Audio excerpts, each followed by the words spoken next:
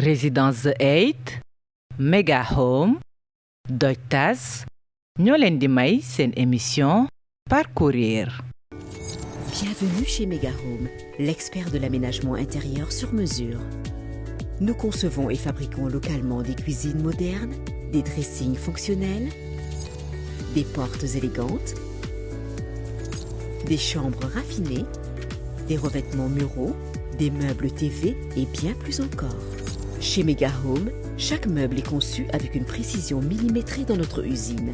Grâce à notre technologie de pointe et nos machines intelligentes de dernière génération, nous vous offrons des finitions d'une perfection inégalée. Mega Home vous propose une large gamme de cuisines équipées, pensées pour répondre à tous les goûts et à toutes les envies. Mega Home, la fierté de l'industrie sénégalaise. Bienvenue chez Dotash.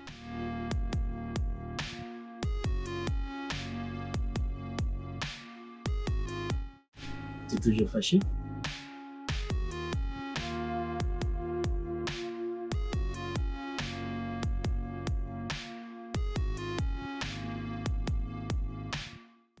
Encore fâché?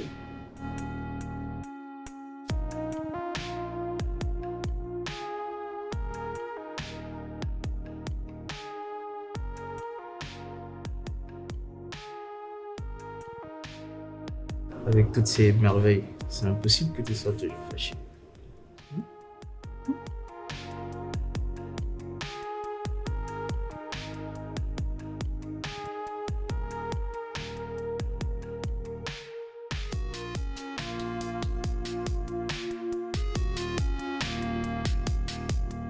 Alors chérie, t'as aimé? Beaucoup. J'espère là on parle plus de l'ours. Ak Doj Tas. Duñu dog, duñu tas. Retrouvez tous nos produits dans notre showroom sur la route des Almadies au rond-point Ngor.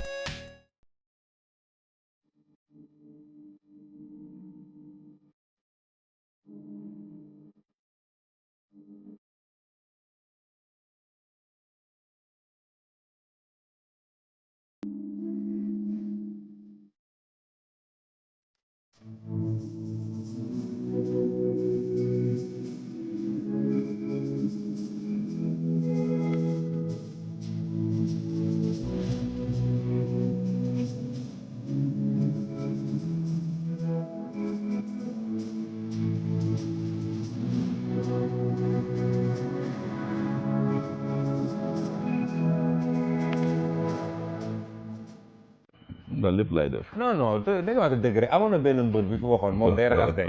waaw mais xanaa da nga bokk si ñuy raxas deñ. maa ngi raxas deñ maa ngi raxas du jubilé maa ngi def lépp daal. waaw nee na moo ngi raxas deñ moo ngi raxas du jubilé. waaw kon baax na non parce que je pose cette question parce que dans le souci de bien faire les choses ah. dama gis ne wax fa dëgg yàlla ñi fi seen awra yëpp génn ci kii bi. mujjee nañ kii daal mujjee nañ yor mujjee nañ tekki mais yow. De ton côté, j'ai vu que tu l'as assumé fièrement. waaw mais l'accident de travail da nga koy assumer loo xam ne yaa ko def yow la du keneen tooñ la yaa tooñ sa bopp da ngay assumer dans la vie il faut assumer. jox ma benn anecdote boo xam ne musoo ko wax fenn. boo xam ne da nga dund ak Wally lu doy waar. Wally daal li ma dund ak moom mooy premier jour bi ma yéeg avion di dem Gambie c'était en 2016 sama xarit bu ñu naan Mounzir Niass Samba Thioro Fall Samba Diéla Niass surtout Ba Niass moo jëndoon bi avion yi boobu laa jëkk a teg sama tànk ci avion ma ñëw ba ci escalier bi Wally na ma taxawal ma teg mu ne ma tegal sa tànk dama teg tànk daa mu ne ma lii boo ko jàngee fépp di nga fa dem ci àdduna Wally ma wax loolu lu mu wax ma toppaat ci ba loolu jeex mu ne ma lii ma la wax loolu li nga topp ji di nga dem fa ne ci àdduna te boobu léegi jeexal naa 6 passeports en 4 ans. macha allah fu ne dem naa ko léegi États-Unis def naa xulóowu Ndeye Ndiaye Banaya bi ak kii nag. ak sëram yow loo ci jàngat. yàlla xam na ne loolu man Dakar laa ko yëgee xam nga man nag dama ko focus ci Wally Seck ba woon Wally Seck du ma staff Wally Seck du ma fekk fi ñuy jëlee décision yi faramaa leen bu ñuy réunion du ma siégé man Wally moo ma ñor ak Soxna Aïdara de toi à moi. yow da nga focus yow ci artiste bi que lui. ci moom ak jabaram laa focus ba ma xamee ne ma la fa ñoom ñaar lay mujj ñoom ñaar laa focus loolu yàgg naa ko wax naa ko ci plateau bu ne. Ndiagaloo kenn gis ko ci arena bi pourquoi. Ndiaga Oro. waaw Ndiaga Oro c'était le manager de Wally Ballago Seck. ok te noonu laa xëyee arena bi jotama déggaat ay rumeur ñu ne Ndiaga Oro nee na bàyyi na bés ni ki lendemain arena bi doon manager Wally Ballago Seck. comme ñu wax Ndiaga suma xarit la te je le respecte à 400%. kon ni ma respecté Wally Seck boobu ñu engagé Wally ñoo ak Wally ñoo tënkoon bu ñu bàyyi tamit ñoom ñaar yaakaar naa ñoo war a tënk. ok waaw. ñaa ñu lay gis ngay couvrir même événement wu Youssou Ndour. Youssou Ndour bés Youssou Ndour Birane Ndour moom mooy invité woon ci bés bi affaire bi bëri woon coow trop ñaar kon Wally fiirul. non Wally fiirul Wally déggoo ma ne la képp ku Wally seqal jàmm ci game bi bu ñu waxtaanee bu jubóo. kon yow su événement Sidi Diop mën nga ko couvrir. mais Sidi Diop maa couvrir événement bi passé non. waaw mooy kii Zénith bi nii le 1er janvier dama ànd ak moom dem Paris dafa war a am benn playback à Paris. ok kon yow tu es le 3. non approché Youssou Ndour et comment ça t'est venu. Youssou maa jigéen Ndour xam nga Youssou dafa bëgg ndaanaan bëgg kuy liggéey xam na ne sanab bi maa ko maîtrise maa ko téye. Youssou Ndour du wax ci réseaux sociaux réseau yi du Youssou du ci wax ay TikTok ak ay sanab bi du ci wax ay digital am rek lay wax. mais Youssou boo xoolee maa ko njëkk a wax loo snap finalu Sénégal Égypte. Sénégal Algérie bi ñu defoon Égypte. ci laa ko jël interview benn 1 minute mu wax sanab bi mel ne ku nekk plateau TV5. léegi fan si jéem a dugg ci diggante Wally ak Youssou. loolu noo ko dundee. mais loolu xam nga parce que Wally doomu Youssou Ndour papay Wally Ballago Seck la c'est le roi du mbalax. Wally Ballago Seck c'est le golden boy de la musique sénégalaise doomu Youssou Ndour rek la mën a doon mënta doon nijaay mënta doon jarbaat mënta doon leneen doomu Youssou Ndour la mën a doon te doomam la fekk na ko doom Youssou tamit papa na ko. nit ñi nag ñi nekk tribune dëkk ak ñi nekk ci loge ak ñi nekk ci ñi mënta ñëw ak ñi yóbbu ay wax ak ñi ay wax ñoo ci am problème rek. ndax Youssou xam na Wally xam na Youssou te loolu essentiel soo bis méttiwul nit ñee métti rek fan si supporters yi la rek mais ñoom gamers yi ñoom ñi ne ci bopp yi ku ne xam nga sa morom.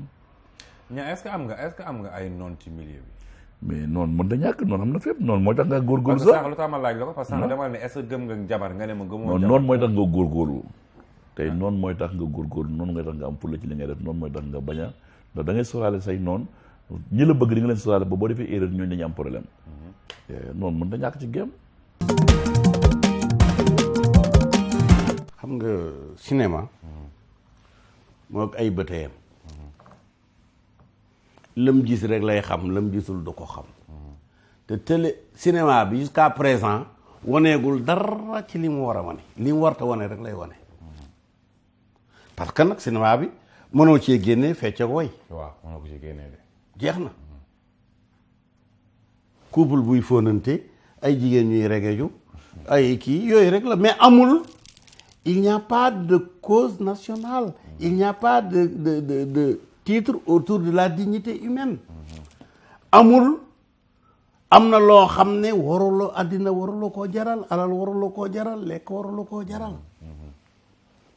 dégg nga maanaam dem nañu ba lu bon bu amee ku tudd ne lu bon la yow sa bopp ñu bonal la. effectivement waaw fi mu nekk nii boo bëggee ñu wax la ku bon ki baaxal boo baaxee rek ñu ne la ku bon ki kenn mënu ci dara te loolu yéen bi waxoon na ko mais c'est que ñii liggéeyee wàllu aar xam nga sama doom bu jigéen mi ngi gis nga ko mi ngi woon ci biennale bi Amina. waaw def na ay peinture ay kii. je pose cette question. bind na livre. macha allah waaw sama doom aussi Sidi Lamine. bind na livre. donc ñun li ñu war a wax ak nit ñi mooy ñoom kan la ñu doon. parce que est-ce que xam nga français yi lu ñu fi doon jàngale. xam nga lu ñu fi doon jàngale. ñu di ko répéter. nos ancêtres les Gaulois. les Gaulois waaw. un mensonge aussi grossier ñu di ko jàngal nit ñi naan nos ancêtres les Gaulois. te Gaulois yi ay xonq bopp lañ mooy blond quoi. les blonds. ay blond lañ. ñu ne ñooy suñ maam ma ne yéen a mën a fen nit ki nag bu ñu la nee sa ancêtre mooy Gaulois bi. mooy yow nekkuloo. mooy Samba amul. Kumba amul. Demba amul. xamoo foo jógee. déedéet. yow tu n'existes pas. maami jàmbur lañ lay moomale nga naan nos ancêtres les Gaulois foog na yaa ca nekk. te ñun on est très dur avec ñi ñu jiitu. man dama boole Léopold Senghor ak Cheikh Anta Diop mi ngeen tuddee université bi. ma ne ñaar ñooñu ñoo dàq fen ci kaw suuf. xam nga lu tax. waxtaan baa ngi door a neex lu tax. xam nga lu tax. il chante la noire. mais dorme avec la blanche. mu ne dégguma. xam nga Cheikh Anta lu mu bind rek ma nga bind locoderme même locoderme lay fanaanal. waaw dëgg la di ca jur doom. dëgg la waaw ana kon noir derme moom lu muy jëriñ. bete doon génn nit ñi dañoo doon daw pour seetaan tey Marème Sall lan lay def. billaay. waaw mais grande sœur. saison 2 bi ñëw nga tax ni tableau ci mur bi romb ñu tax. donc saison 2 bi ñëw nga tax ni tableau ci mur bi donc romb ñu non tafuma dafa tombé ak projet yi tase boo gisee laalaake lancé nañ ko sax depuis bi ma nekkee di def bété. d'accord lancé woon nañ boo xoolee sax di nga gis bande annonce bi doon na daw bu yàgg. donc fi ñu koy taxawalee après fa la bété ñëwaatee pour deuxième saison affaire yi tase. donc nag concentration bi muy laaj. waaw mënuma ko ci ñaari production yi. donc looloo tax. kon t'as fait un choix et tu as parfaitement raison parce que bi ñu ñëw ci laalaake boobu.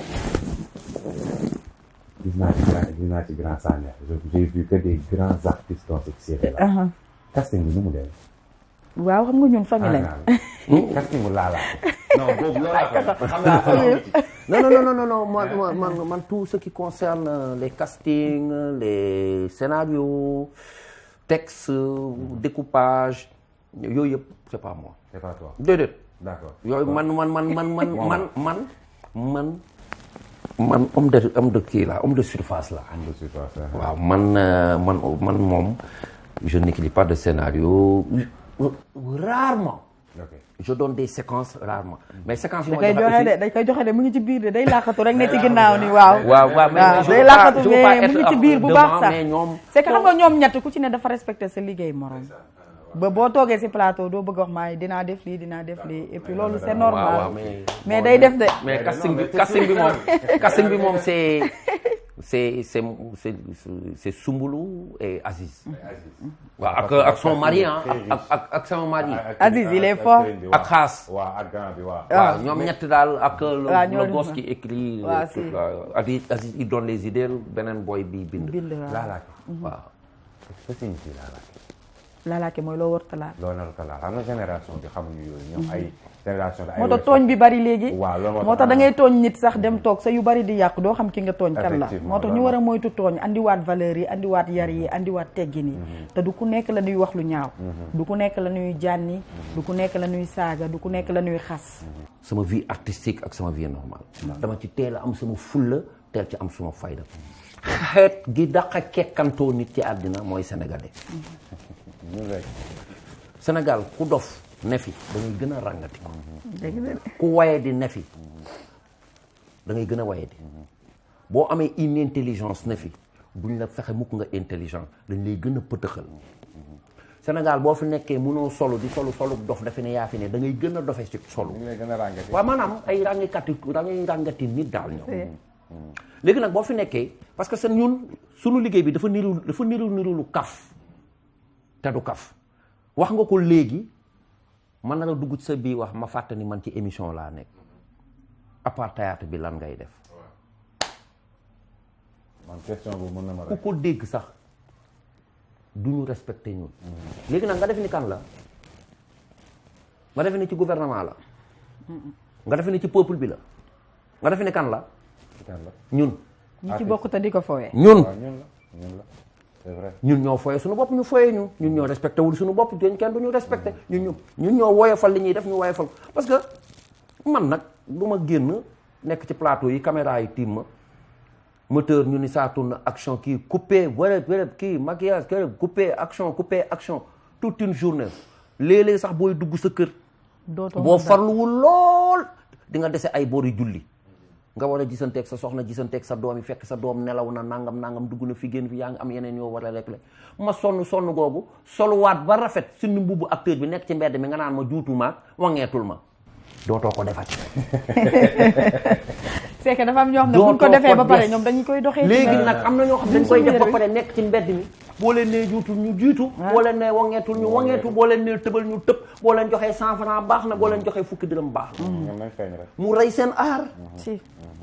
te meloon ni tey jii Youssou Ndour nekkoon ci mbedd mi rek fu ko neex taxaw rek naan waa Yérim Mari Mbodj mais après kenn mooy dégloo ti Youssou Ndour bi day dem mel na tey Wally Seck mu ko neexoon rek fu ko neex rek taxaw rek di way di tell di dem mel na tey sumbulu mais sumbulu mii dina yem fenn ñu naan ko sumbulu mii nangam wala di ko def ay affaire déedéet parce que daa te gis nga artiste xam nga lu gën ci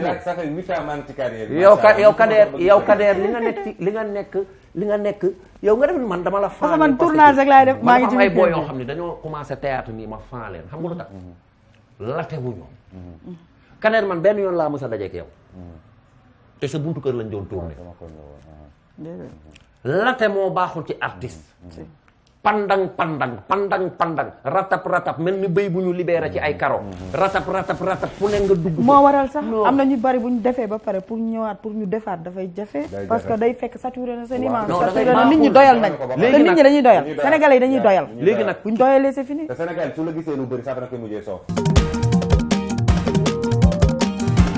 man damay wax ma ne cinéma si boppam xale comme màgget fi mu nekk nii Sénégal màgget bu am 140 ans féppay metti féppay metti ci kaw dafa nekk lobby bu mag ñi nekk ci kaw depuis 20 ans 30 ans les mêmes personnes la ñuy financer dañuy jox xaalis on ne donne pas la chance aux jeunes de pouvoir briller tey li ñu def man li tax ma ñëw ba mën a def sama propre édition def sama propre production avec Melokaan Pix c'est parce que tu n'as pas la américains yi ni ñuy joxee chance nit ñi fii duñ la ko jox balaa ñu lay jox chance il faut nga siw loolu mooy suñ problème majeur. Bah on ne comprend pas parce que man dama toog rek gis sur le journal de la place que moi je n'avais pas bien compris mon contrat. ku dem ba bind série moom moo comprendre le contrat. Man je ne vais pas signer un contrat parce que j'ai des personnes derrière moi j'ai un conseiller juridique. J'ai des conseillers du ma signer contrat boo xamante ni man liiruma ko xawma lu nekk ci biir. Donc le contrat est clair et limpide et le contrat même m'a sauvé parce qu'il était stipulé dans le contrat que en cas de non-respect du contrat il y aura rupture. Donc le contrat est résilié depuis février 2023. Je tiens à dire cela parce que damay dégg ñu ne dañuy def saison 2 seulement que man maa ko bañ mais bañu ma ka dañu ma yoreel sama xaalis fayuñu ma actuellement ñu ngi en justice et damay wax fii rek et je tiens aussi à rassurer mes lectrices man bloqué wu ma seulement su ma sañoon day àgg comme tous les projets parce que leur projet boo xamante ni 2020 lañ ko ficelé lañu toog waxtaan si donc le réalisateur m'a contacté sur Facebook ne ma dafa lire seulement sur Wattpad et que daf ko bëggoon def série donc je l'ai reçu chez mes parents sama papa ne ma yéen ñaan yëpp ay gone ngeen yéen a ngi door a tàmbali jàppalante leen. jàng alxuraan. alxuraan waa jàng naa ne arab Oustaz Ndiaye mooy jumaa ji. arabe la. Oustaz Ndiaye jumaa ji ma defar noonu. Oustaz kii ji defoo ma jàngal. fa laa feree iji Oustaz Ndiaye. fa laa jàng ay aba tasa ibi tisi ubu tuusu yëpp fa laa ko jàng. aba tasa mooy maanaam bu ñu commencé mas kaw mas suuf mooy ibi tisi mas ko lonk mooy ubu tuusu. foofu nga yem daal. fa laa jàngee dem naa ba ay sabisma ak ay yaasin mais xam nga léegi boo gëjee nag xam nga boo gëjee affaire da ngay jóge ci fii dugg ci beneen saar mais jàng naa du ma jaahil de. yow di nga faral di woor. da nga faral di woor. du ma ko gunge du ma ko gàttanu nag. dégguma. du ma ko gunge du ma ko gàttanu bu ñëwee ñëw na bu jeexee jeex na xam nga yàlla sa bëggul bénéfice gu bari. waaw mais di nga ko dalal di. dalal gi sax du ma ko def man daal bu ñu umee ñi njëkk a man ñi mujjee laay àndal ak ñi njëkk a wari suma voyage yi dañ kaa ne ko AIBD ba ñu bisiwaat. mais ñaar da nga nar a am jabar da nga nar a dem da nga nar a xale yi da nga la gis ngay woor tamit ñaar. dégg nga ma de woor du ma ko fooy du ma ko caaxaane bu ñëwee ñëw na bu demee dem na du ma ko gàttanu ay nañ jiital nii ak ay bésu Arafat ak yooyu nekk ma ci yàlla bëggul bénéfice gu bëri. mais ñaar tu es bilingue. Moi je suis bilingue, je parle wolof, je parle pulaar, je parle français, je parle anglais. Tu as fait les bancs. J'ai fait les bancs jàng naa ba 3e ACAPES. jóge fa dem CNQP Centre national de qualification professionnelle j'ai fait métier en menuiserie bois mooy sama métier. J'ai eu mon diplôme en CAP ak CQP ak BP en menuiserie bois. J'ai fait les grands moulins de Dakar, j'ai fait 6 mares de poudre, j'ai fait hôpital principal, j'ai fait les grands moulins de Dakar ak menuiserie Khadim Rassoul, boiserie Khadim Rassoul ak les meubles du Kayor. pour lu tax ma poser la question boobu man loolu maa ngi koy doog a gis maa ngi koy doog xam ci yow mooy en fait tu le mets pas en avance mooy ñaar tey koo gis muy wax wolof rek la koy dégg muy làkk soit nga dem États-Unis par le principe comme un français je suis un Toucouleur je mets Toucouleur pour que Toucouleur à l'heure en tant que Toucouleur ñaa dama dégg ni yow fanu 2 roues nga waaw man nag 2 roues dama ko bëgg ba ñëpp dinaa ma ñaaw dox mën da am oto wala mën da jënd oto waaw moom oto jomb la soo amul oto dafa fekk nii ma toog nii rek ma toog ne mën naa jënd oto nii saa ma dem fenn mën naa toog jënd oto nii ma toogee nii waaw mais ñaa yow yaay kan may ñaaxarañ loo rek li may def maa jege de li may daal du xaas miiras maa ko moom mais lan la du tax tey nag ñaa toll nga fenn foo xam ne ñaa mën nga teg sa benn BMW wala sa benn maa ko bëggagul rek xam nga su ma ko bëggee suba man am naa ñu may woo ma jóge aéroport am naa ko Bamba Yango voyage moom yóbbu aéroport ay ku mel ne ay Koba ku mel ne ñoom tam si taxi voyage ma leen di woo envoyé seen sama billet heure nanga na su ma dem village am naa ko ma war a woo lu ne rek am naa ko ma war a woo léegi yow lu tax li nga wax nii neex na ci sama xol sax mais da nga nar a indi problème parce que lu mu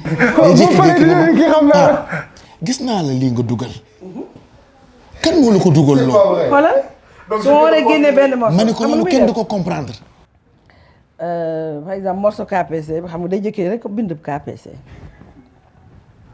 KPC ma ne ko papa ba ngi problème nga indi nii paa ma jékki-jékki mu ne ko non bi muy kat nga naan axi neexi ma ne ko pap morceau bi bu yàggee mu jeex yenn saa yi mu toog ci plateau bi commencé naan axi neex yi ak yu neex yi di cax ci morceau bi ay zéro to héros day jékki ji lu mu waaw ma ne ko pap man bàyyi na arrêté dama koy problème nga indi nii quoi xam naa ni problème la indi day tax yow dëgg la li nga wax dëgg la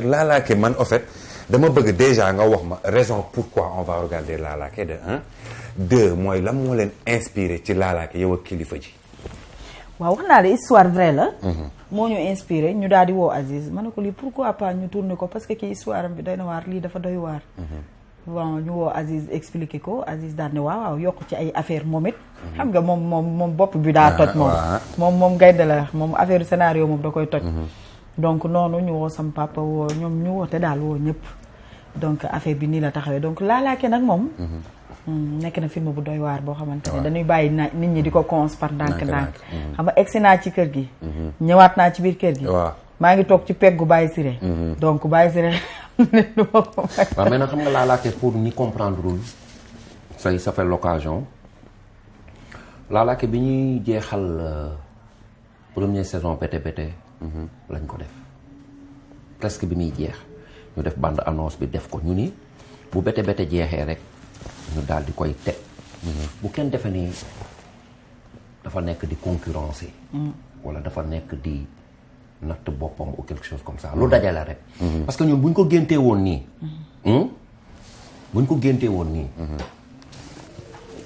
dañuy tourner bii ba pare tourner bi mais ñoom tourner ñun bété après mu jeex ñuy tourner Lalaké après yeneen événement am ci biir ñii di voyager ñii di dem décor bi di changer tey nga dem ci village bi fekk néegu ñax ba na mu meloon ñu changer waat ko tey nga dem ci benn kër fekk kooku ni la bon luyeetuma ko parce que borom kër gi dafa ñëw nga war a changer waat yeneen kër di kii muy traîner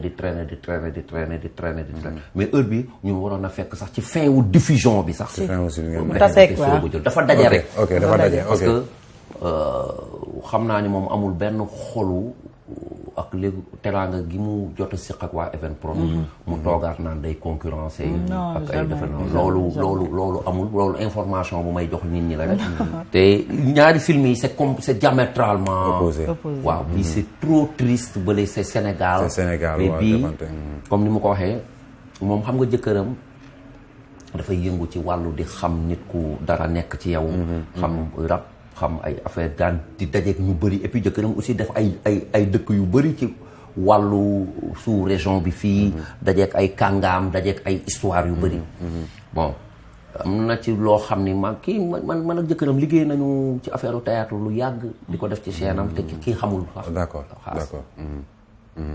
yaa ngi may dégg moom am na ci yoo xam ni daan nañu jox ay histoire réelle man ak Aziz ñu di ko bind di ko def mais yooyu après daf ñu daan wax toog leen buñ ko génneegum nañ def ndànk buñ ko génneegum après nag ci la waxtaan ak jabaram wax ko histoire bi gars yi jël ko mu doon histoire boo xam ne lu doy waar la histoire bu yéeme la. mujj yi nii du ñuy wane côté chic Sénégal bi du ñuy wane côté mooy moderne Sénégal bi mais biir Laalaake tu sens que y a de l'ancien et y a du nouveau. léegi ñaa jox ma benn anecdote boo xam ne dund nga ko bitim réew États-Unis wala France dara loo xam ne ni dund nga kaat jigéen wala sa xarit dara lu graaw daal. Amérique daal moom benn jour mos naa dem Columbus Ohio benn doon fa voyage sama benn xarit sama benn dëkkandoo jox ma ay yóbbu ñoo woon génn jox ma benn yóbbante ne ma naa ko indi xam nga Amérique ñoom bëgguñu ay food ay alcool ak yooyu bu immigration quoi gars yi di ma fouillé ba ma yaakaar dañ may def xam nga Amérique tamit man sama téléphone yi nii folie ay 4 téléphone 4 iPhone xamuñu loolu ñoom te xamuñu sax ñoom iPhone yi mujjee génn quoi ay iPhone 13 la ñuy yor ak iPhone 14 ak 12 waaye ñu ne ma foo iPhone what's your job ma ne ko man influenceur laa quoi gars yi téye ma ci immigration bi di ma enquête lu ne ñu laal ko américains yi ñëw visité sama saa yi tijji valise yi xool fekk ñu muy wën mel ne kii affaire cuuraay yooyu noonu maire yi ñu yor mooy gawe ak benn genre saabu karité yooyu quoi waaye ñëw la ma ko lii saabu la mu yëngal xool ni saabu la boobu fekk commencé naa mer quoi waa ji xool gawe gi tekki mu ne ma lan la fuut mu ne ko waa fuut la lekk la quoi mu jël gawe gi ne ma naa seex gawe wala ndax lekk la ma jël benn gawe bi màcc ko di miir ci aéroport bi boobu moom ci laa ne ba pincum yàlla moom yóbbante même bu dee benn bekk suko du ma ko yóbbul nit moom ci laa araamal yóbbante ci àddina nga ne gawe bi nga jël màcc ko di miir. peut-être li yëpp dafa am na lu waral ñu tuddee ko laalaake. parce que yaayam daj na lu ne ci dëkk bi. moom mën nañ ko laal xëy na xam na ne du gudd fan moo tax mu jël doomam tuddee ko laalaake. man mën ngeen ma laal mu jig leen mais sama doom laalaake la ko tuddee. ok misaal comprendre nga misaal la. dama lay wax histoire bu réel Pa Hamadi Sarr. ma nga ca Gambie ñëwoon na Thiès. ñëwoon na Dakar gii day ñëw Dakar. c'est le vieux là mooy organiser xew bu mag boobu en Gambie nit ñi di dem ci géej gi di fa ñaan seen soxla. ok maamam Thiès la nekkoon. maamam a dàqoon na faj ñitu guddi ci Thiès. kër googu bu la ñitu guddi jàppaan boo fa duggee mu wér. paa boobu rab yóbbu na ko 30 ans ci ndox. man ban léeb laa xamati woon. sama last call bi ngay joxe ko fi sama maam yi de ñun ay léebu raay mbeel Abdou jamaan ndooy jamaan ñun nag léeb yooyu la ñu daan léebal raay mbeel benn bis mel naa toog ak sama maam nag ma ni dama yàlla baal télé laa nekk rek ma jékki-jékki ni nii xam nga rek boobu ñu ni léeboon ñu ni léppoon ñu ne amoon na fi ñu ne benn paa la woon nekk sama maam mu ngi ñuy dégg ma ne benn paa la woon ñu ne muy dawal vélo ñu ne nii vélo tax te buñ ko sama maam ni ma xët ma. Bienvenue chez Mega Home, l'expert de l'aménagement intérieur sur mesure. Nous concevons et fabriquons localement des cuisines modernes, des dressings fonctionnels, des portes élégantes, des chambres raffinées, des revêtements muraux, des meubles TV et bien plus encore. Chez Mega Home, chaque meuble est conçu avec une précision millimétrée dans notre usine. Grâce à notre technologie de pointe et nos machines intelligentes de dernière génération, nous vous offrons des finitions d'une perfection inégalée. Mega Home vous propose une large gamme de cuisines équipées, pensées pour répondre à tous les goûts et à toutes les envies. Mega Home, la fierté de l'industrie sénégalaise. Bienvenue chez Dotash.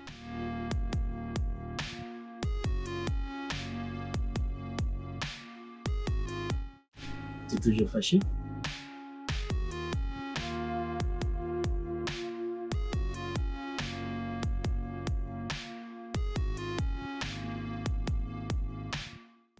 Encore fâché?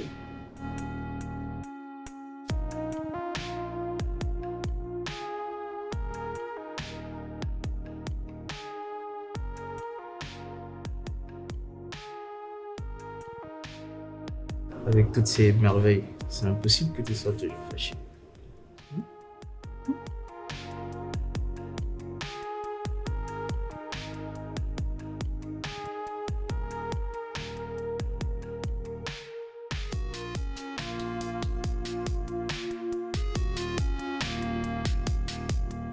Alors chérie, t'as aimé? Beaucoup. J'espère là on parle plus de ours. Ak Dog Tas. Duñu dog, duñu tas.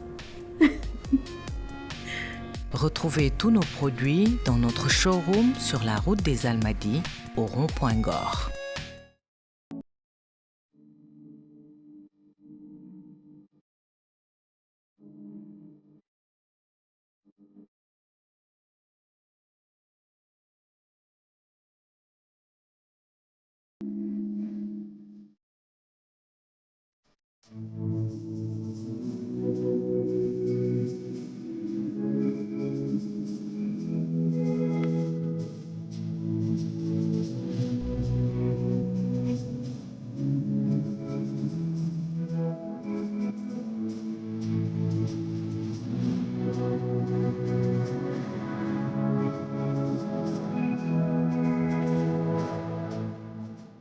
Lan moo la inspiré ci beauté maudite? Moi je connais personnellement l'histoire.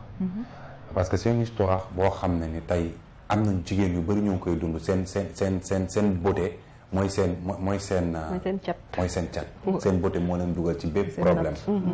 Et j'en connais des femmes yoo xam ne tellement que dañoo am taar ba góor yi ñemewuñu leen elles ont fini célibataires dans leur vie. Alors lan moo la inspiré ci beauté maudite te lu tax nga ne beauté maudite? Beauté maudite, pourquoi?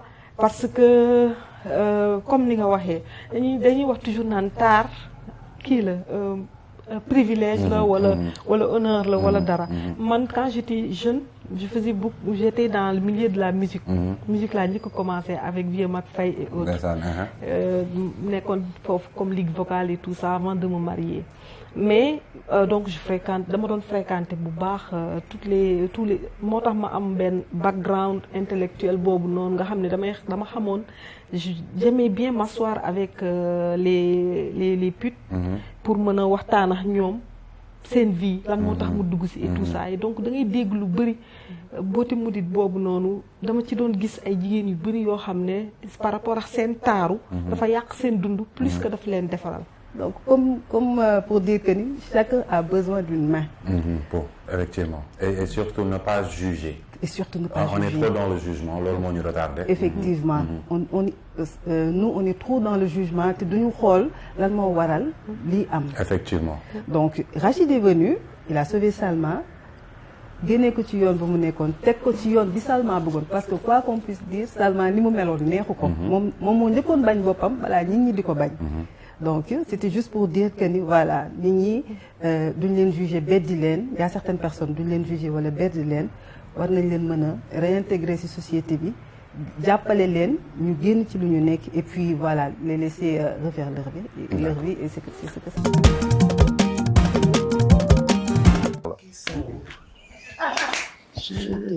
Macky Sall oulala yaa ngi doog a ñëw prouvel sama émission mu ñu jàppale ak yow. waaye lu loolu.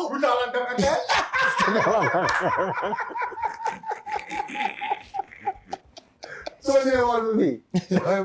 jàppal bii mooy suñu émission mujj maa yow. non bu def loolu. non je pense que bii mooy laaj. bul def loolu bul def loolu bul def loolu bul def loolu. lii rafetul daal. non da lay jooyloo. yéen a may jooyloo. da lay jooyloo mais pas bi quand même jaay na kër gi jënd peinture. Viens, on va faire l'émission tous les deux. J'ai mal. Hein? J'ai mal. am naa lu ma naqari ah. Macky Sall. Ouh, j'ai mal, Macky Sall. Pas cher. On continue l'émission. Allez, on continue l'émission. J'adore cette émission. Allez, moi aussi j'adore. J'adore cette émission. C'est-à-dire c'est ça. Des fois baax na ci pause di am. Pause débat politique. Pause querelle.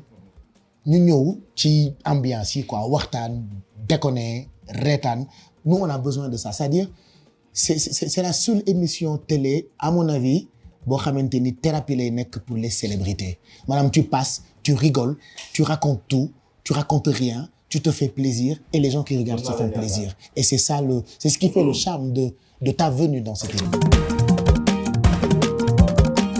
C'est-à-dire il y a tellement de surprises yoo xamante ni moom bëggul ku koy wax mais man nëbbatuma dara man damaa bëgg teaser sax bañ a exister te lu waay yi def rek mu wone ko elle veut pas toujours montrer ce qu'elle fait parce que xam nga ni li mu génnewul ci ay way moo ëpp li mu génne. yaa ngi koy effleuré sànq ba léegi barke Serigne Touba effleuré dama ko miin dama ko maîtriser muy nit ku siiw kon baax na itam yenn saa yi ngay expliquer dara ci moom loo xam ne nit ñi mën nañ ko comprendre dama dégg barki démb ba am ñu ne Mandu bi génn par exemple moom da ko génne par rapport ak coow yi fi xew xam nga Mandu kañ la pare daaw bi may quartier général daaw parce que damay am chance quand même di déglu ay woyam bien avant dama daan déglu Mandu di dem liggéey te kenn du ko xam donc day def ay woyam génn ko 10 ans après xëy na tombé mooy waral ay gaaf et puis les gens pensent que day wax ak diw day wax ak Massamba wala day wax ak Mademba waxul ak kenn ndax talu ko waxul ak kenn yàlla xam na loolu tey ñu bëri xam nañu ni pour la plupart des artistes dañuy dem studio pendant une bonne période liggéey denc mu ngi 32 500 way yoo xamante ni benn génnagul Amérique boo fa demee par exemple man dem naa ànd ak moom Amérique on a été chez Jerry Wonder moo tax ñu xam waa Fugees Jerry Wonder moo tax ñu xam Mary J. Blige Jerry Wonder moo tax ñu xam waaye Cliff Jean peut-être xale yi duñ ko xam Jerry moo nekkoon producteur Viviane Chidid moo ma yóbbu ci Jerry Wonder ñu dem dugg ci studio bi li ma lay wax c'était il y a quelques années dégg fa lu toll ci 30 way yoo xamante ni baatam sax gënoon na nekk baatu xale Jerry dugalaat ñu ci beneen studio tegaatal ma yeneen plus de 20 et quelques morceaux yoo xamante ni Viviane togg na ko Amérique te way yi génnagul nga ñëw fii Sénégal ànd ak Laye Diagne dem ci ay studio wu Akete fekk fa lu tolloog une trentaine de chansons yoo xamante ni benn génnu ci EP bi pare na depuis daaw mu koy bennal di ko bennal ba Mandu mu njee génn tombeek ay coow mais ki waxul ak kenn da nga ko xam tellement jusque ñu ngi may signaler depuis tout à l'heure que li ci des bariwul mais je le dis que façon émission yi li ñu ko am bariwul et puis dafa neex parce que jàng bi dafay bëri et puis c'est une personne boo xam ne il est rempli de vie souvent je le dis c'est vie ça manque que les E à la fin c'est une vie ouais c'est deux vies qu'on mélange lu mooy mbégte le bànneex la nekku ci affaire de stress et cetera alors il faut que ñu ñëwaat ci lu am solo loo xamante ne si xam naa ne yow bëggu quand c'est trop stoïque mais tolof wala feebaru Pape Cheikh bi daan nga ko dundee pourtant wax nañ ci ba pare nag. buñ ma waxaatee. gis nga yaa ngi tax ñu foog ne damaa cuune de yaa ma ko waxaat pourtant wax nañ ci ba pare xam nga sànq ba tey ñu ngi rey da nga bëgg a delloo. xam naa non même pas non wala yi du ko jooy. dañu bëgg a jooyloo waaye. parce que kii moo mën naa wax kii moom la. bu ñu jooyloo. kii moo wax naa wax man bëgguma wax de. waaw mais bul jooy. mais xam nga lu tax xam nga ma lay tontu. kii moom la. bul jooy. xam nga tax ma la ci tontu. sunu borom bi liñ naan feebar ak dee dafa wute c'est-à-dire feebar mi ngi nii dee mi ngi nii da ngay gis koo xam ne sax day toog dara dalu ko mu reetaan sunu borom bi jël ko. da ngay gis ku toog taxaw di julli sunu borom bi jël ko dara dalu ko moo tax ma ne la àddina boo fi nekkee da ngay gëm sunu borom bi boo ko gëmee par da nga koy wóolu ndax fi ñu war a jaar la rek jaar la man maa ngi nii ku ma newoon tey naa toog di wax ak nit duma ko gëm. c'est-à-dire. waaw ndax man nekkoon naa comment 1 mois bi ma defee accident ak sam papa. te nit ñi xamuñ ko woon. si non loolu yow xam naa. waaw bi nga nekkee Amérique la. mais ku ma newoon. c'était il y a longtemps xale la wax. ku ma newoon tey dinaa toog bay musique duma ko gëm ku ma newoon tey dinaa toog bay def lii duma ko gëm. comment 1 mois quand même. 1 mois toog nekk naa principal presque 1 an génnuma ay mâchoire yu damm sama papa gaañu fii ci diggante bi ay affaire yu metti yu bëri yoo xam ne dal na ma moo tax ma ne la man feebaroon naa dëggantaan te doole boobu ma am nag ba génn ci tey dama ko gis ci pap voilà ndax nit da ngay gëm yàlla xam ne tey nit buy dox ci àddina rek tey dara mun na la dal. donc voilà, je viens de comprendre c'est là où vient ta force. voilà mais da ngay gëm yàlla te xam ne moo la ko teg te sunu borom bi la ko teg da koy teggi incha allah feebar la rek. moi ça me comble de bonheur di xool ni mu lay soutenir fi mu jaar ci métit yow boo waxee ni mu lay comprendre bàyyiwuma benn yoon xel ci fàttuma benn bi nga naan dafay yuuxu Ndour. da ngay oui carrément parce que bëggeel bi mu am ci yow. Pape bu ngeen ko seetaanee du baax de c'est-à-dire cette phrase kii xam nga da nga maa laajul ay qualité ak ay défaut ba tey loolu laay xaar kii fekk naa ko mu yenn mu poñe. non attends Vivi day yëngal kii. histoire la gën a bëri sax. kii ba Maodo lay def. barki sëriñ kon kii yëngal lay def xeex la gën a mën tomb. xeex lay def kii. ay xeex la gën a mën. on est en train de parce que émission bi c'est quoi le concept. vas-y dis-moi toog teg non mais blague à part franchise toog teg. kii day ruube day yëngal. waxuma yëngal de xeex la gën a mën. day génne sàjj yi. waxu du génne sàjj da lay poñe. kii di firi mbaar yi. waaye yow atte naa ko koo xam ni daanaka mat na la ñaar imagine ko la mat ñaar. fa bari loolu. maa ngi koy nuyu il se reconnaîtra. billahi xoola maa atte keroog mbagg laa ci jëlee ndax diggante bi may xëcc waa ji pour dugalaat pour waa ji dem moom xëcc na ko dugalaat ko poñe ko ne ko loo ma yabee maanaam xeex la gën a mën. kii dafay xeex la gën a mën. mës na xeex ba jël dàll wala jël xeer wala jël dara wala génne arme wala génne dara. maanaam bu meree day am doole. kii dafay génne goon. moo tax gaawul mer. génne goon génne non du mer ba génne goon. du génne goon du génne mbaar yi. non goon bi cas extrême. extrême pour lan. pour seen émission bi man ngeen di sacrifier. saa yi man maay def émission ci digg bi di wax ak ñeneen ñi parce que bu fekkee ay goon moo am. ngeen toog fële xoolal journaliste bi saa man. bu ma tey léegi de. yow boo xoolee ni ñu toogee rek nga war a xam ni. gang lañ da ngeen a suspect. gang lañ. suspect. yow sax da nga indice. nañ teggi sama malade kii rek. Macky Sall.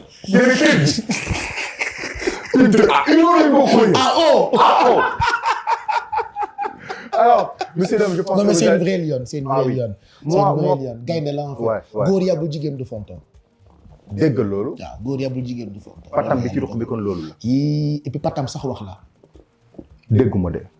xaayaan surtout dégg patam sax wax la c'est-à-dire ni ñu toogee nii mu ne patt ni croisé ay tànk. wax ñu bëri ñu koy comprendre. firil ma loolu. parce que seen ñëw bi noir et blanc bi xam naa ni wax la. et Dieu sait que on l'a pas préparé man j'étais en tournage genre je suis en mode déménagement et tout ça. à l'heure de bi ñuy ñëw fii la ku nekk génn ak li nga sol du lu ñu préparé ou quoi que ce soit. alchimie la tudd peut-être. moom xam na ne Mbour laa juddoo. man si. xam nga si yow suñu star nga. mais Mbour la. xam nga ne fa la yaroo fa la màggee. daan doxee tànk na dem ci géej gi. bandi la saxaaru keccax gi muur ma. bandi la.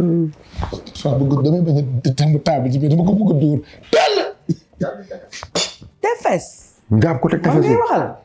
booy Mbour laa. Mbour séeréer. Tukulóor. Daaru Salaam. Coose. Ginnaaw raay. foo ne. fii ci koñ bi mariste bi jaay gannaaw. te dëmb lu taw Mbour a ngi di. ak ci yàlla yow laa gëm. I like you, I appreciate you. Quand même. Ce fut un moment de plaisir. Merci. De le partager avec toi. C'est pas donné à tout le monde di jàkkaarloo ak yow di waxtaan ak yow. Tu es une personne sans façon. sa xol dafa yaatu. sa wax dafa bariwut. sa coow dafa bariwut. Viviane mën a jël clip boole ci ñëpp. jël son boole ci ñëpp. dem tourner ànd ak ñëpp. parce que yow yaa xaj ci ñun mais ñu xajuñ ci yow. ta générosité j'en suis sûr que émission bi ñu tàllaloon mën naa wàcc suñu borom ni parce que j'ai laajte naa tuuti mën na jël une heure de temps mbokk yi di waxtaan ci xam-xamam suñu borom da ko dénk xam-xam. Elle a vécu. Quand je dis que c'est une femme boo xamante ne si quand tu vois ses yeux c'est rempli d'histoire. Elle en a vu tas de couleurs. Elle a vécu des choses. fekkee nga Viviane intellectuelle takk ay lu ne tam gàddu day organiser ay séminaires tous les mois. Oh bien. séminaire fekkee nga séminaire ak Viviane. Oh là là. Le xaaral rek. boîte Boulogne là traverse un peu séminaire. naa la filmer le séminaire de Viviane. Sérieux? Elle fait des séminaires elle organise des séminaires avec ses musiciens. De quoi vas-y dis-moi. Musique. avec qui? day jàngale musique ak ses musiciens. mais loolu tax doo ko filmer pas. waaye luy loolu. mooy lii ma wax. kenn mënut a filmer lépp. xam-xam bi xam naa ne bu ñu ci ñëwoon ça va faire 2 heures de temps. dinaa ko wax fépp technique vocale. xam-xam bi ma wax yaa ngi koy daw wala di ci ñëw mbay. technique la am. suñu borom ko dénk baatin. technique ki dafa am xam-xam. technique mu ngi daw rek technique. tactique la wax tactique. ah tactique bi. waaw bon loolu mu ngi ci moom. mu ngi ci moom. et puis elle a envie de rire mais elle garde ça. mais xam nga loolu tam du waxu télé xam nga. je sais mais j'espère que Vivi kontaan nga. ci kër gi ñu nekk mu nekk Walf daf ko tabax ci fondation wu dëgg daf ko tabax ci fondation wu jub ni ko léegi Souleymane waxee mooy dem na ba bu ñuy yenn kilifa yi bëgg wax dëgg ñi nga xamante ni si buñ ko waxee A ñu génne ko dañ daan nañu dem directement ci Walf lu tax ndax avant réseaux sociaux yi di ñëw Walf moom moo nekkoon porte boo xam ne moo doon yee jeunesse bi. te bu ñu laajte woon ku yee la jeunesse on peut dire que c'est Walf. Absolument. et c'est Sidi Lamine. te jeunesse ku ko yeewul nelaw la nga ko. Absolument. Sidi Lamine yee na leen ci Walf. mu yee leen ci Walf ba réseaux sociaux yi di ñëw suñu borom dogal bi réseaux sociaux yi gën a am doole moom nekkatu fi.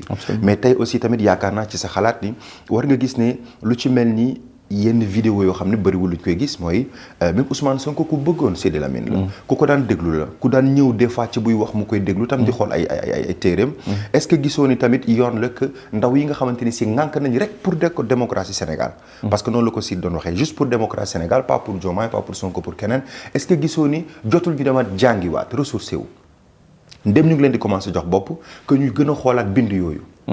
ki nga xamante ni si xeex na ba ñu dugal ko kaso ba tey nekkatu fi mu nekk Sidi Lamine baaxul tey ñu jëlaat tegaat ko ci penc mi di ko jàngale. alors d'abord une petite réaction ci kan moo gën a taxaw pour jeunesse bi mën a exprimer wu. je pense que évidemment convergence technologique yi tax na ba tey jii rajo ak réseaux sociaux mënuloo leen méngale il faut que mu nekk effectivement convergence am na ñoo xam ne ba tey. si rajo la ñu gën a informé wu mais mënuñu occulter le fait que les réseaux sociaux ñu ngi gën a jóg di gën a jóg beneen dimension boo xam ne sa question xaw na ko indi tuuti et c'est très important moom mooy nan la réseaux sociaux yi à travers les jeunes et à travers les VAR aussi di mettre la pression sur les dirigeants pour que ñu bañ a wàcc ci yoon bi nga xam ne moom lañ tracé woon di tenir seeni ay promesses. Et je suis heureux de savoir que tey jii boo jëlee les VAR nga appliqué ko ci Sidi Lamine Niass par exemple doo gis. distorsion non. c'est-à-dire waxam démb mooy waxam tey wala bokk mooy waxam ba muy wàcc liggéey munoo jël benn pàcc nga opposé ko ak beneen bi évidemment les VAR sont là les archives sont là mais doo gis dëng-dëng et ça c'est important tey jeunesse bi loolu la ñuy utiliser. pour challenger ñi leen di diriger évidemment mooy li ñuy wax li rek il faut faire en sorte que suñu dëkk alors c'est un débat mondial gis nga ni am na ay dëkk yoo xam ne France ñu ngi commencé wax par exemple léegi nan la ñu interdire l'idée a été agitée un tout petit peu même si la réaction a été un peu négative moom mooy ñu xool nan la ñu interdire yenn réseaux sociaux yi à des enfants de moins de 16 ans. Même la Chine aussi am na yoo xam ne dañuy am na et cetera donc suñu démocratie aussi day soxla ñu xool côté boobu mais encore une fois pour man c'est vraiment des problèmes à la marge l'essentiel moom mooy nan la les réseaux sociaux utilisés par les jeunes viennent améliorer le débat public et renforcer la démocratie moom mooy di wax ak les et ça c'est important taxawal la population les masses aux yeux des dirigeants transmettre leen les messages de la jeunesse interagir ak ñoom ce qui se passe à l'université ce qui se passe sur des questions d'emploi sur des questions de démocratie sur des questions de participation citoyenne et cetera yooyu yëpp réseaux sociaux yi war nañ ko utiliser comme levier pour améliorer ko et renforcer notre démocratie en réglant maintenant les problèmes que ça pose moom mooy li ñuy wax nii mais ça c'est marginal encore une fois pour moi. Vraiment ce fut un plaisir man de ma part personnelle jàkkaarloo ak yow parce que monument nga ci milieu bi jotoon nga liggéey lu bëri tamit ak le feu Sidi Lamine et di wax ni depuis tout à l'heure yaa ngi doon souligner rajo on dirait que la radio vous manque c'est-à-dire ban rajo moo la manqué mooy rajo boo xamante ni si di nga pare gis Sidi Lamine ci vitre bi mu apprécier la wala mu corriger la et je m'en vais wax Pa Modou mu jottali ma benn rajo boo xam ne mbokk yi rajo bi ñu may jox Sidi Lamine ci boppam moo ko doon utiliser tey on va inclure la radio dans la télé si je peux faire un jeu de mots alors rajo bi dafa am loo xamante ni si foo mu am mooy dama bëgg nga jàppal ma Walf fexe leen ba dëgg rek nekk seen doole fexe leen ba bu leen yab seen askan xam leen ne benn patron rek la ñu am mooy le peuple sénégalais seen patron tuddul Sidy Lamine Niass tuddul keneen c'est le peuple sénégalais c'est lui qui vous fait mooy ki leen di jëmale kanam peuple boobu nag mënu leen koo nax duñu leen ko muus dàqu leen koo jàng ëpp leen ko information bu ngeen toppee ci yoon li nga xam ne mooy la ligne de masse vous allez le trouver avec vous waxtu ngeen wàccee la ligne de masse bu boobaa da ngeen gis askan woowu di seen patron xañ leen lépp lu mu am ba pare yëpp leen boole ci kon nag bu ngeen bañee seen askan yëpp leen teraangaam lépp lu ngeen fi amee billaay Sidy Lamine jox leen wallaay Sidy Lamine jox leen du ma patron kenn man sama bopp kuy liggéeyal askan woo xam ne ñu nga koy delloo ci fépp fu ma taxaw. Ouais, ben c'est tout Sidy Lamine un parti pris clair amul yox-yoxal parti pris clair pour le peuple pour une information populaire démocratique libre indépendante libre de toute influence extérieure surtout nag bu nekkee ay influence yu jógee ci ay mbiru alal mbiru intellectuel ak yi ni mel et il y a un passage qui est très important parce que vu tout ce qu'il a fait bu demee ba ne amu leen benn patron du Sidy Lamine Niass bu tudd boppam et ça c'est important parce que ñi muy waxal xam nga bu ko neexoon ne voilà bu leen topp kenn il y aurait quand même des esprits qui diraient oui bu leen topp kenn peut-être sauf lui et cetera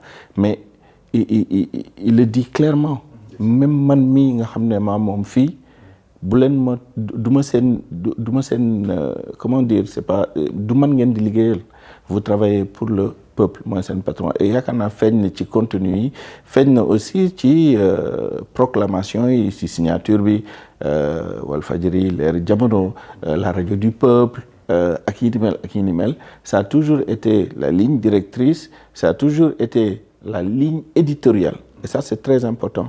Est-ce que da nga gis comme na nga daan gisee bu yàgg nii am na yeneen xeex yu gën a metti yu gën a tar yu gën a intelligent yu nit ñi war a dëgmal que la ñu weesu. waaye lu mën a nekk la c'est-à-dire xeex yu gën a metti yi fi amoon mën na amaat xeex yu ko gën a tar mën na amaat emprisonnement yu gën a metti yi fi amoon mën na amaat lu ci nekk mën na nekk mais mën nañ ko éviter te bii passé c'est li ñu naan c'est inévitable loolu lañ koy waxee c'est inévitable inévitable kenn mënu ko woon a invité parce que dañu xeex ak Macky Sall jekk ko mu waxtaan ak ñun ñu teg bagage yi daat ne juboo nañ fekk da nekkate boobu ngànnaayam yi ñoo jeexoon mu dem wuti gàndaay yi ñëwaat songaat il fallait que ñu xeex ak moom li ñu naan wasin baa dem tool ñu xeex ak moom ba lii xew-xew te bu ñu xeexutoon rek duñu am lii ñu falaat président bu bees bi ñu fal nag maanaam am na nu muy doxe bu nit ñi jógaatee xeex bu gën a metti dong lay doon parce que bu dee Macky Sall da nga koo fekk mu yor yëfam nga soxla yëf yi ngeen di xeex kii nag daa nangu say yëf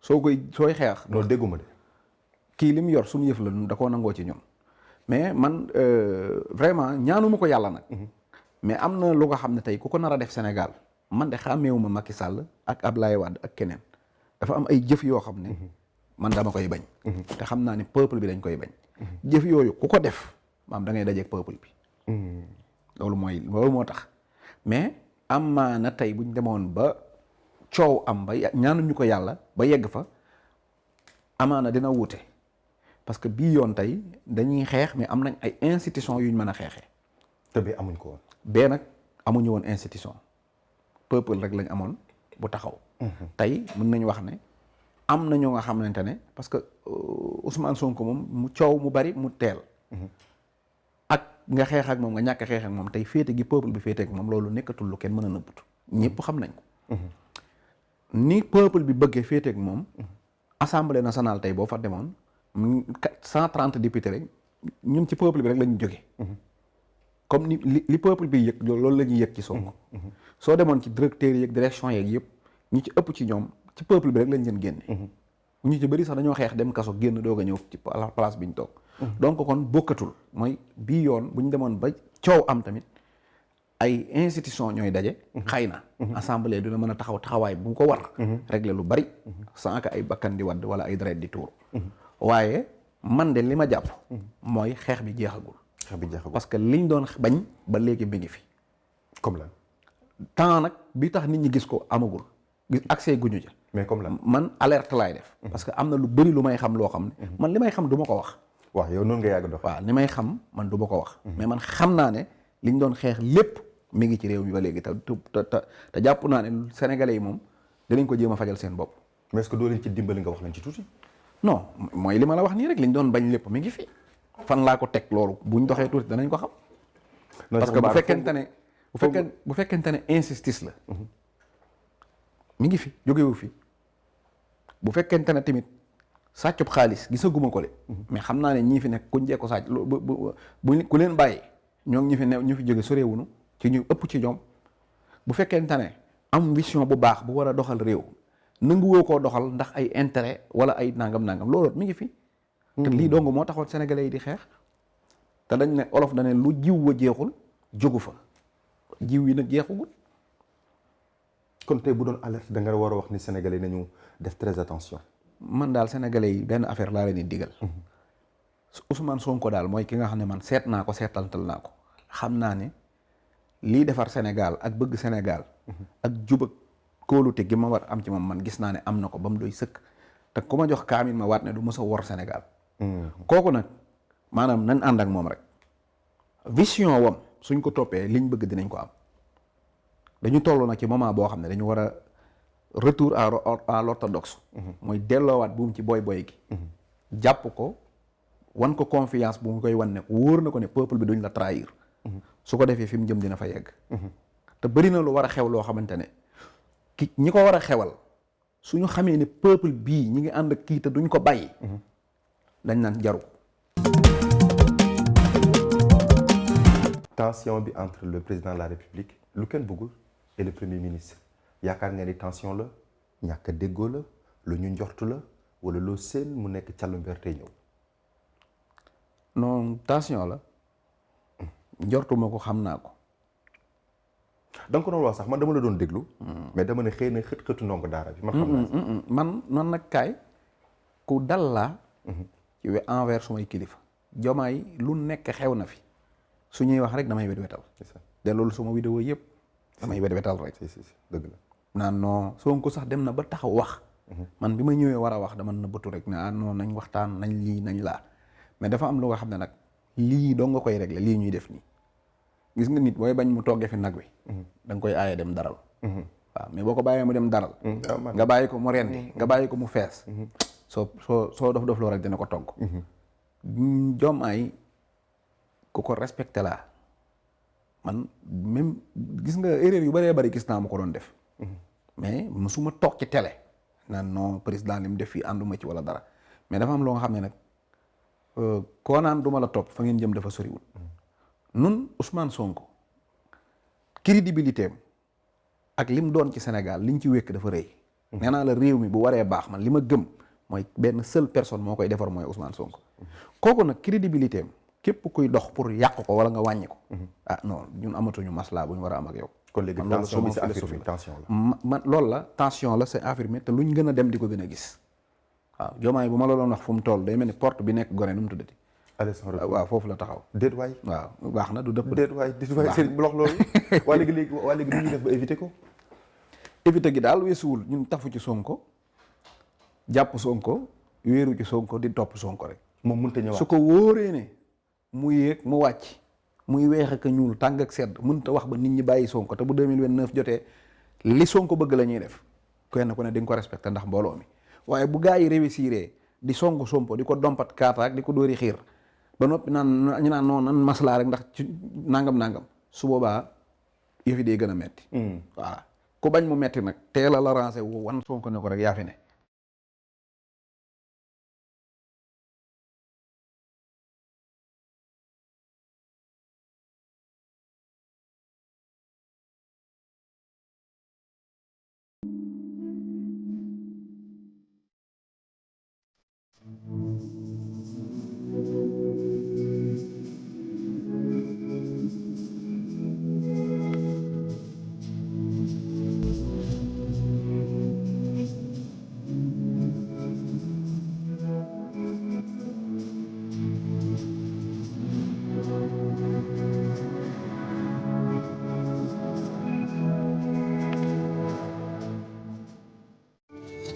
Bienvenue chez Mega Home, l'expert de l'aménagement intérieur sur mesure. Nous concevons et fabriquons localement des cuisines modernes, des dressings fonctionnels, des portes élégantes, des chambres raffinées, des revêtements muraux, des meubles TV et bien plus encore. Chez Mega Home, chaque meuble est conçu avec une précision millimétrée dans notre usine. Grâce à notre technologie de pointe et nos machines intelligentes de dernière génération, nous vous offrons des finitions d'une perfection inégalée. Mega Home vous propose une large gamme de cuisines équipées, pensées pour répondre à tous les goûts et à toutes les envies. Mega Home, la fierté de l'industrie sénégalaise. Bienvenue chez Dotash.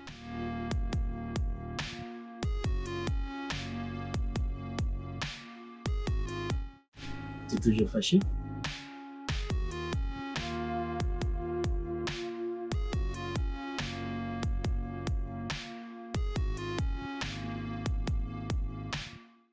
Encore fâché?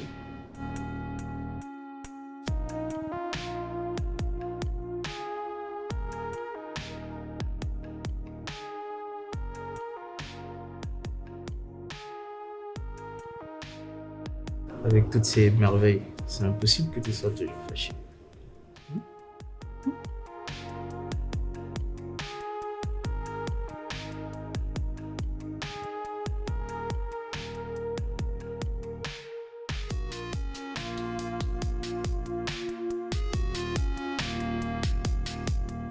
Alors chérie, t'as aimé? Beaucoup. J'espère là on parle plus de l'ours. Ak Doctas. Duñu dog, duñu tas. Retrouvez tous nos produits dans notre showroom sur la route des Almadies au rond-point Ngor. Résidence The 8, Mega Home, Doctas, ñoo leen doon may seen émission Parcourir.